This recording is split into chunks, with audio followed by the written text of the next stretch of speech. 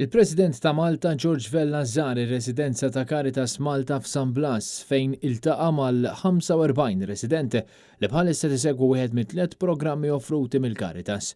F'kummenti fit-tmiem iż-żjara wara li sema l-esperjenzi ta' ħud minn residenti, il-President qal li kull darba li jżur il-faċilitajiet immexxija minn Caritas jibqa' mistaġeb bis-servizzi offruti ma fuq kollox bl-imħabba li jingħata l-individwu.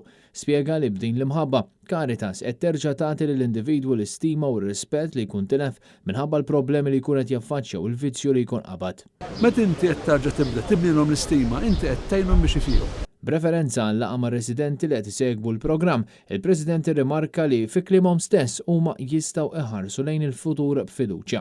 Huwa stqarre li kull min isegwi wieħed mill-programmi offruti f'San Blas fl-aħħar mill-aħħar jirnexxielu jakkwista r-rispett lejn innifsu jkun armat blodda li biha jkun kapaċi jġieled id-diffikultajiet li jaffaċċja f'ħajtu wara li lest il-programm.